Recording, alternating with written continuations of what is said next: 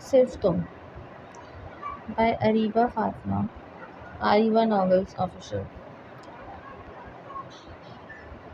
College سے ہیرا واپس آئی اور آتے ہی آمنہ بیگم کو سلام کیا۔ اعجاز صاحب اس وقت آفس گئے ہوئے تھے۔ وہ آمنہ اور اعجاز بیگم کی اکلوتی بیٹی تھی۔ ہیرا کی پیدائش کے وقت ہونے والی کچھ پیچیدگیوں کی وجہ سے آمنہ بیگم دوبارہ کبھی ماں نہ بن پائی تھیں۔ خاندان والوں نے اعجاز صاحب پہ بہت زور دیا کہ وہ دوسری شادی کریں، لیکن وہ آمنہ بیگم کو دکھ دینے کے حق میں نہ تھے۔ انہوں نے اس کو اللہ کی رضا سمجھا اور ہیرا کو اپنی متاع حیات سمجھ کے پالا۔ وہ دونوں اپنی اکلوتی اور لاڈلی بیٹی کے ساتھ بہت خوش تھے۔ ہیرا فریش ہو کے کچن میں آئی اور دیکھنے لگی کہ ماما نے آج کھانے میں کیا بنایا ہے۔ دیگچی کا برتن ہٹا کے دیکھا تو اپنی فیورٹ بریانی کو دیکھ کے ہیرا کے منہ میں پانی آ گیا۔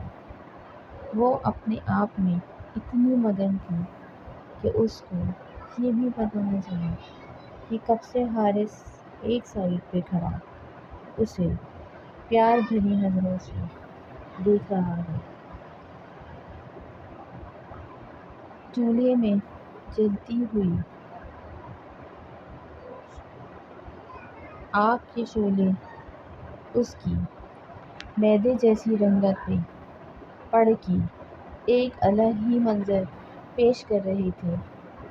ہیرا کو اچانک کسی کے ہونے کا احساس ہوا تو اس نے نگاہ اٹھائی۔ حارث کھڑا آنکھوں میں محبتوں کے دیپ جلائے اسے پیار بھری نظروں سے تک رہا تھا۔ ہیرا ایک دم چونک گئی۔ تم اس کی نظروں کی تاب نہ لاتے ہوئے وہ اپنے کھانے کی طرف متوجہ ہونے کی ناکام کوشش کرنے لگی، جبکہ حارث اس کی اس ادا سے محظوظ ہوتا ہوا اس کے سامنے رکھی چیئر پہ بیٹھ گیا۔ میں نے سوچا اتنے دن ہو گئے تمہیں دیکھے ہوئے، میں نے سوچا تم سے جا کے مل آؤں، اور یہ دیکھو کہ میری زندگی کا کیا حال ہے، کیسی ہو تم؟ حارث نے پیار سے دریافت کیا۔ ہاں ٹھیک ہوں میں، وہ کھانا کھاتے ہوئے بولی۔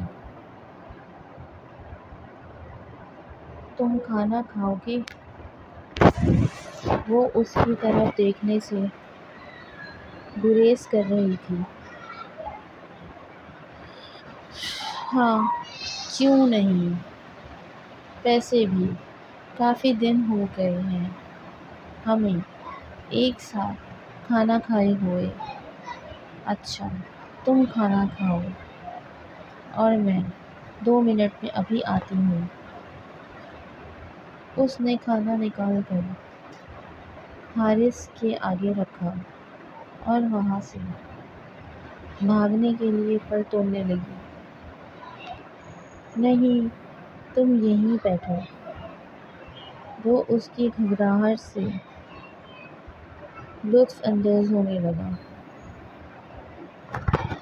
اتنے میں آمنہ بیگم بھی نماز پڑھ کے کچن میں چلی آئی اور حارث کو وہاں پہ دیکھ کے خوش ہو گئی۔ ارے حارث کیسے ہو بیٹے تم؟ السلام علیکم۔ حارث نے فوراً انہیں سلام کیا۔ وعلیکم السلام۔ جیتی رہو بیٹے۔ یہ بتاؤ اتنے دن بعد کیوں آئے ہو؟ انہوں نے سلام کا جواب دینے کے ساتھ شکوہ بھی کر ڈالا۔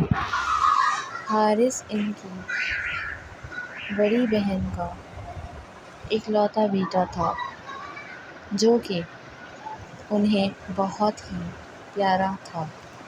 اصل میں خالہ پچھلے دنوں آفس کی طرف سے دبئی گیا تھا۔ وہ آمنہ بیگم کے برابر میں آ کے بیٹھ گیا۔ حارث ان کا سگا بھانجا ہونے کے ساتھ ساتھ ان کا ہونے والا داماد بھی تھا۔ دوسرے دن وہ سب کالج میں جب اپنے ڈرامے کی پریکٹس کر رہی تھیں تو ایک دم ماریا نان اسٹاپ ڈبل ڈیکر بس کی طرح بھاگتی ہوئی اندر آئی۔ ایسی کیا بات ہو گئی جو تم کھلے سانڈ کی طرح بھاگی آ رہی ہو؟ زارا اس کے ڈسٹرب کرنے پر تلملا اٹھی۔ زارا نے اس کے بھاری بھرکم وجود پہ گہرا طنز کیا۔ ماریا کی سانس بہت بری طرح پھول رہی تھی جو کہ بہت ایک اہم خبر لے کر آئی تھی اور زارا کی بات پہ توجہ نہ دے سکی۔ اے لڑکیوں، میرے پاس ایسی خبر ہے جو تم سب سنو گی تو ہوش اڑ جائیں گے۔ ماریا نے چٹکی بجاتے ہوئے گردن اکڑائی۔ ظاہر ہے تم سے اچھی خبر کی امید بھی ہمیں کیا ہے۔ شیبا کو تو ماریا سے ذاتی پرخاش تھی، اس لیے چڑ گئی۔ اوہو بھائی، سنسنی مت پھیلاؤ، جلدی بکو، کیا بات ہے؟ شاہینہ نے اپنی متوالی طبیعت کے مطابق جلدی سے پوچھا۔ اوکے بابا، بتاتی ہوں۔ کل کے فنکشن میں تقسیم انعامات کے لیے بطور چیف گیسٹ بتاؤ کسے مدعو کیا گیا ہے؟ ماریا کے پوچھنے پر سب نے ایک دوسرے کی طرف دیکھ کے نفی میں سر ہلایا۔ ارے شہریار گروپ آف انڈسٹریز کے اکلوتے وارث اور بزنس ٹائکون شہریار خان، اور کون؟ ماریا نے اپنی دانست میں دھماکہ کیا، لیکن ان لڑکیوں پر مطلق کوئی اثر نہ ہوا۔ وہ سب اس پہ ہی کرنے لگیں۔ وہ تو پہلے ہی پتہ تھا کوئی سڑی ہوئی شخصیت ہی ہوگی۔ آسیہ نے دل جلا کر رائے دی۔ اے خدا کو مانو لڑکیوں، وہ کوئی ایسی ویسی شخصیت نہیں بلکہ بزنس کی دنیا کا ایک بے تاج بادشاہ ہے۔ پچھلے سال انہیں businessman of the year کا ایوارڈ بھی ملا ہے۔ ارے ہاں، یاد آیا، یہ وہی شہریار خان ہے نا جو ان دنوں سارے ٹی وی چینلز اور پورے سوشل میڈیا پر چھایا ہوا ہے۔ شیبا نے جوش سے چلاتے ہوئے کہا تو ماریا اس بات میں سر ہلا دی۔ اوہ مائی گاڈ، وہ تو اتنا ہینڈسم پیشن اور زبردست پرسنالٹی کا مالک ہے۔ میں تو ان آنکھوں سے دیکھوں گی شیوا کو جیسے پاگل ہو اٹھی۔ تمام لڑکیاں جوش و خروش سے ہونے والے فنکشن کے لیے تیاریاں کرنے لگی۔